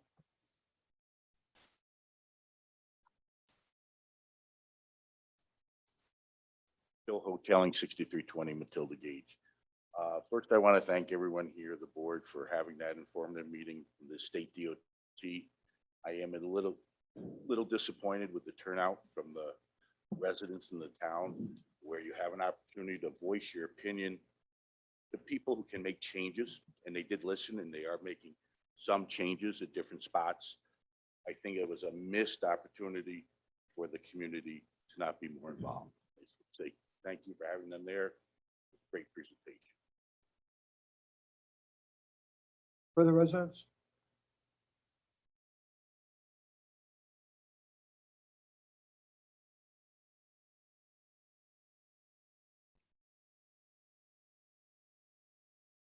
Road Sinopoli. I live at 6471 East Taft Road, East Syracuse, New York, and it's the town of Cicero. And I guess you could say that I'm an advocate for the people who live in Hiller Heights. When they first flooded in 2006, it's my sister's home. She was on vacation. My niece called me frantic. They ended up with something like 6 feet of water in their house and out in their backyard, and the neighbors' backyards, there was 7 feet of water. FEMA came in, they cleaned everything up. 2 or 3 weeks later, it happened again. So something changed, something happened to have this water all of a sudden. And same thing, 5, 6 feet of water in the house and, 6, 7 feet of water outdoors. And, the last 16 or so years, I haven't really been involved. My sister lost her husband in December. So on August 19th, I get this call at 2:00 in the morning and she's frantic. She's having, how do you deal with a husband that died that used to handle everything? And all of a sudden now she's got to deal with it. So I'm one of those people who just gets up and goes and does things. So when I saw that she had about 3 feet of water in her house and outside, 4 or 5 feet of water, I jumped in and started doing things. I am thankful for the town of Cicero because we have the transportation department come out and they helped us with the water outdoors. Once that was handled, then it was up to us to figure out how to get the water out of the house. And they came up with an idea and said, go to Harbor Freight, buy this pump, you plug the hose in one end and it spits the water out, and the other end, the water goes, comes in one way and out the other. So for like $79, I went out and I bought this piece of equipment. And by the end of the night, all the water was out of my sister's house, I was very thankful for the help of the town of Cicero. They, when I've needed it, you guys have come through. So I do appreciate that. I kind of was given a task, and my task was to go into Hiller Heights and start talking to residents and see what happened to them on the 19th. So that's what I did. I spent 5 days, I think it was Friday through Tuesday, and maybe 6 hours a day. And I went out, talked to as many people as I could. I ended up with about 30 homes. There was only one person who sent me away. So I've heard that other people haven't had luck when they've gone out to talk to people. My experience was the opposite. The first lady that I spoke with sent me an email. I thought she'd be a good person to talk to. And she spent 2 hours telling me what happened to her. It's at Hyson, where they had, 3, 4 feet of water in their backyards. And it was like, went all the way down to all the neighbors in this one particular area. Then I talked to another gentleman who lived on Running Brook, and he ended up with a pool that was destroyed because the water went underneath the pool lining. And when he had the pool company come out, they said, it's done. It's a done deal. You got to get rid of that pool. I spoke to another lady on Elwell. A couple have been in the house for a year, and they ended up with water in their basement. And then Running Brook, I went house to house with stories of what happened to them. So I think I did the best that I could. I have a petition here for you with all their names. They've signed it just to say, please help us. And I do feel that you're going to help us. I also wanted to make sure, I know that there's going to be money in the budget, and it's $100,000 is for Hiller Heights and $100,000 is for another area, which is called Mud Mill. And I've got 11 people that I spoke with who said, you know, we're all for it. Spend the money, do what you got to do to help these people out. Because you've got people who've had problems since 2006. They've talked to all the prior town supervisors, and unfortunately, no one's come to the rescue. And this time around, I just couldn't take it anymore. I was there in 2006. I was there in 2019, and I'm an advocate. I'm a 40-year trainer, teacher. That's my background. I said, these people need help, and I don't have anything to do during the day. I'm retired, so I can help them. So I feel that Bill and the rest of the town councilors, I feel you're going to help us as much as you can. I've gotten some great information. I've gotten a couple of people who have sent letters to Bill, just telling the situation and what happened to them at their home.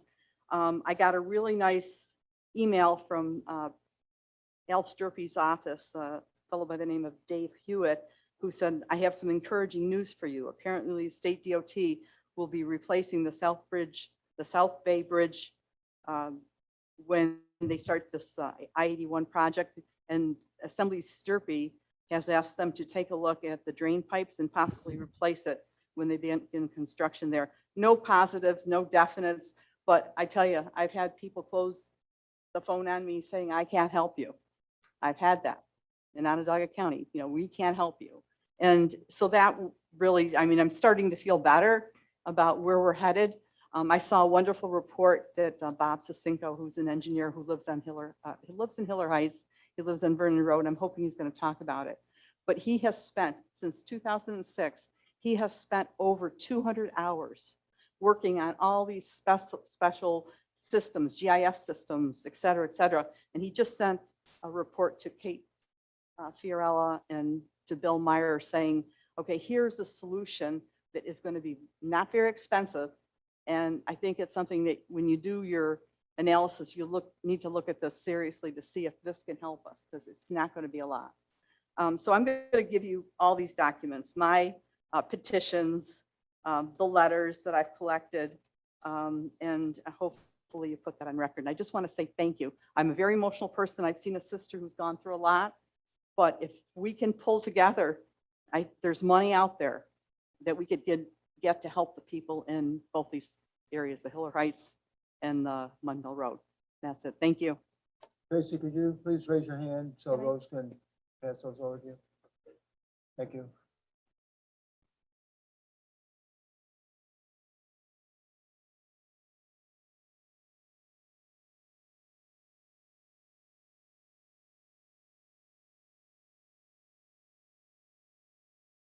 Hello, my name is Dorothy Gilmer. I live at 5682 Williamson Parkway in this cul-de-sac. My husband and I are there. We bought our home in 2004. It was lovely. It was pristine, had a beautiful 120-foot backyard, completely fenced in. Running behind it was this really nice wooded area. We've learned, how long has it been? 10 years, 12 years? That yard became wet, that it became swampy. We tried constantly to fix it. It overran us. We have no backyard. It is completely swamped. I have no trees left. The trees beyond the fence are gone. My trees are dead. I have 12-foot, what do you call them? Cattails, maybe? Completely involving my backyard. I have no backyard. The water is now pretty much up to my house. We are concerned about our foundation. We can't go out there. We can't let our dogs out there, nothing. We've tried hundreds of dollars to get it to be cleaned up. There's no way. I have a village of critters, snakes, fish, frogs, you name it, muskrats in my backyard. We need help from somebody. I don't know what it is. We've had Army Corps of Engineer. We've had landscapers,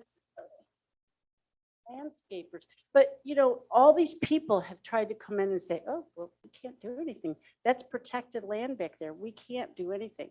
It's full of a few beaver dams. We've had people look at the beaver dams. They've had the SU forestry school come in. They've put pipes through the dam. They can't take the dams out because the beavers have more rights than we do.